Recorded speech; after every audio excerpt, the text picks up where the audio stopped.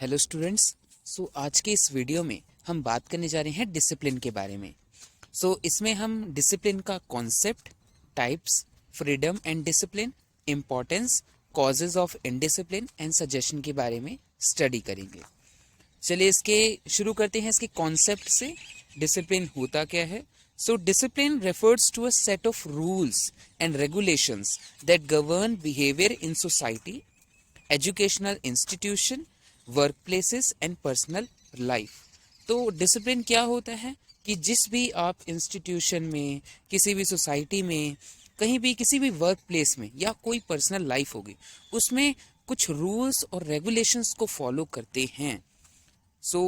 वो आपका डिसिप्लिन के अंदर आता है। It involves self control, obedience and respect for authority, ensuring order and efficiency in various aspects of life। तो इसमें वो सारी चीज़ें आती हैं जिसमें आपका जो बिहेवियर होता है वो एक मॉरल कंडक्ट में होता है। मीन्स आप अच्छे से बिहेव करते हैं, आप अपने पर सेल्फ कंट्रोल रखते हैं, आप अपने इमोशनल जो बिलीव्स हैं उस पर कंट्रोल रखते हैं, ओबीडियंस में रहते हैं, अपनी अथॉरिटी की जिस भी आप जगह पर हो, कोई जॉब हो गया, कोई एजुकेशनल इंस्टीट्यूशन हो गया, उसमें आप बिल्कुल उसकी रिस्पेक्ट करते हैं। एंड इंश्योरिंग ऑर्डर, आप एक ऑर्डर में चलते हैं। And efficiency in various aspects of life.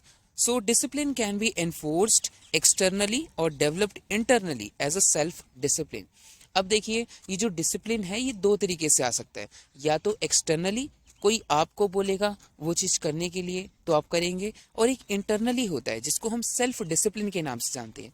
Means इसमें क्या होता है कि कोई भी एक इंडिविजुअल है वो अपने आप को कंट्रोल करके रखता है खुद से वो चाहता है कि वो एक मॉरल कंडक्ट में आगे चले और एक अच्छा बिहेव शो करे। Types of discipline.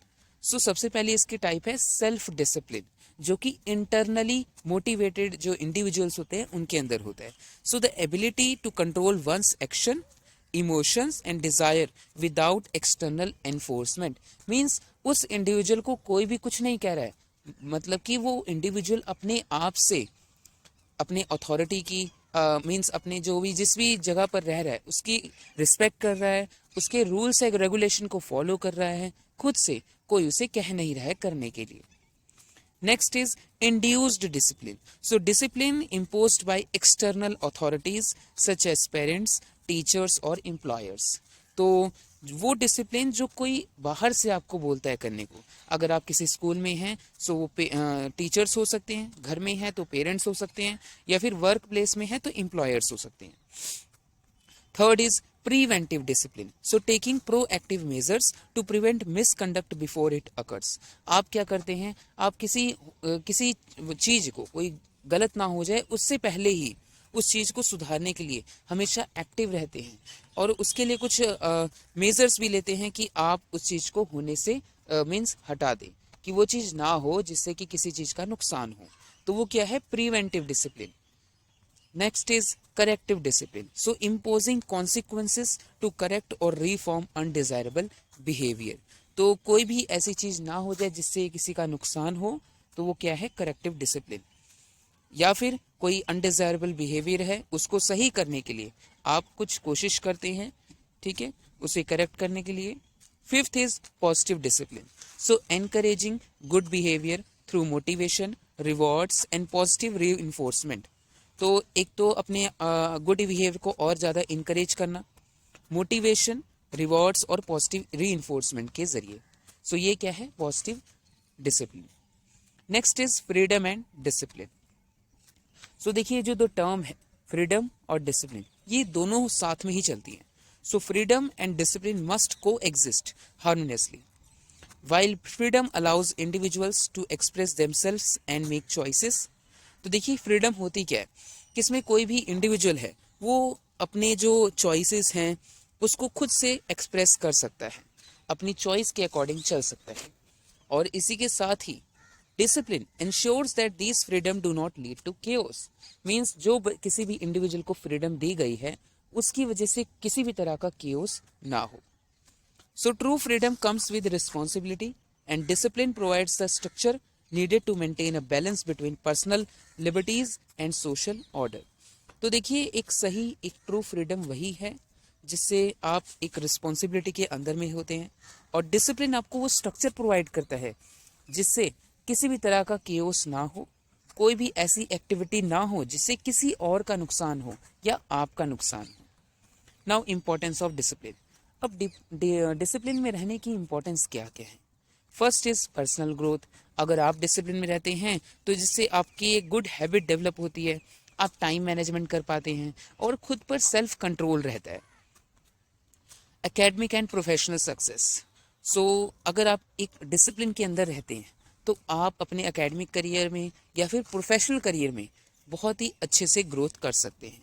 So essential for achieving goals, maintaining focus and improving productivity. इससे आपका फोकस बना रहता है और आप अपने गोल्स को अचीव कर सकते हैं और अपनी प्रोडक्टिविटी को और ज़्यादा इम्प्रूव कर सकते हैं। Social harmony ensures law and order, mutual respect and peaceful को एग्जिस्टेंस इन सोसाइटी। तो अगर आप डिसिप्लिन के अंदर रहते हैं तो आप एक लॉ एंड ऑर्डर को मेंटेन रखते हैं, म्यूचुअल रिस्पेक्ट बनाकर रखते हैं किसी और के साथ, किसी दूसरे सोसाइटल इंडिविजुअल के साथ, और एक पीसफुल को एग्जिस्टेंस होती है आपकी सोसाइटी के अंदर। moral development so instills values such as honesty, respect and accountability। तो देखिए, जब भी आप डिसिप्लिन के अंदर में रहकर काम करते हैं तो आपकी जो ऑनेस्टी है वो दिन ब दिन बढ़ती चली जाती है, आप रिस्पेक्ट करने लग जाते हैं और खुद एक रिस्पेक्टेड पर्सन बनते हैं, और आपकी जो अकाउंटेबिलिटी है मीन्स रिस्पॉन्सिबिलिटी है वो भी दिन ब दिन अच्छी होती जाती है और आप उसे अचीव भी कर सकते हैं। Now causes of indiscipline. अब देखिए, कोई भी एक इंडिविजुअल इनडिसिप्लिन क्यों क्रिएट करता है, उसके बहुत सारे कारण होते हैं। सो सबसे पहले है लैक ऑफ पेरेंटल गाइडेंस, कि उस इंडिविजुअल को, अगर वो बच्चा है तो उसको मीन्स एक अच्छी पेरेंटल गाइडेंस नहीं मिल रही है। So poor upbringing can lead to irresponsible behaviour. उनके जो पेरेंट्स हैं उसे, उस बच्चे को सही एडवाइस नहीं देते हैं टाइम टू टाइम। सो इससे क्या है, बच्चा क्या है, इनडिसिप्लिन क्रिएट करता है।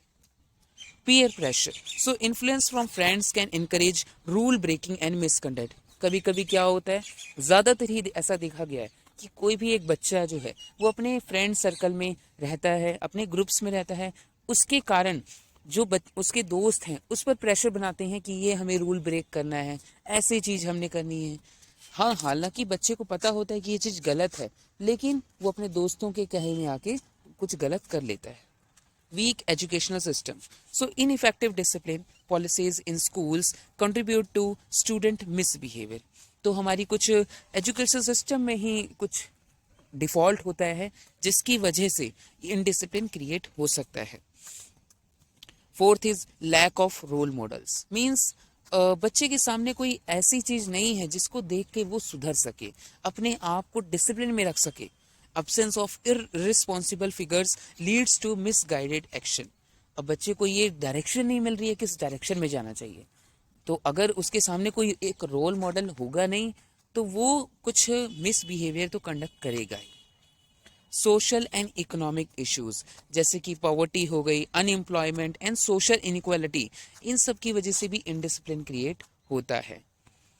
Now suggestion to maintain discipline.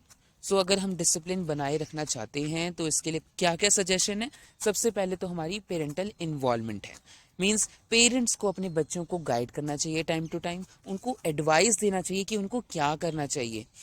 Parents should instil values and discipline from an early age. तो बच्चों को शुरू से ही तैयार करना कि उनके अंदर कुछ वैल्यूज डेवलप करना, उनको एक डिसिप्लिन के अंदर में रखना, तो ये पेरेंट्स का काम होता है।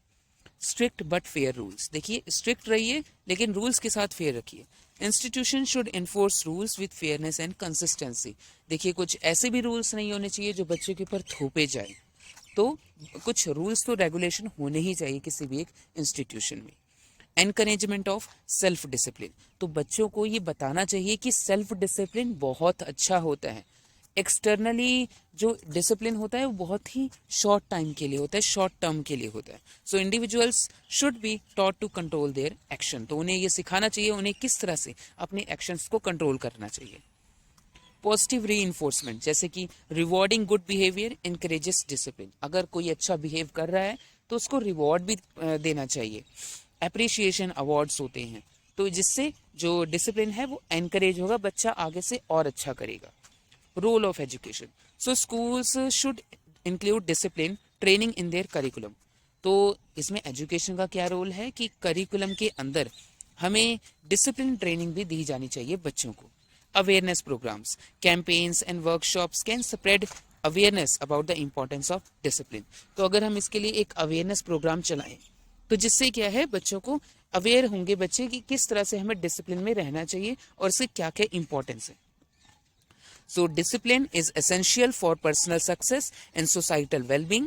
A balanced approach integrating freedom with responsibility ensures a disciplined and progressive life.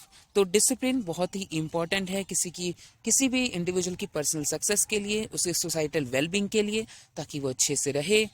तो एक बैलेंस्ड अप्रोच होती है, इंटीग्रेटिंग फ्रीडम, इसके साथ फ्रीडम जुड़ी हुई होती है, with responsibility ensures a discipline and progressive life.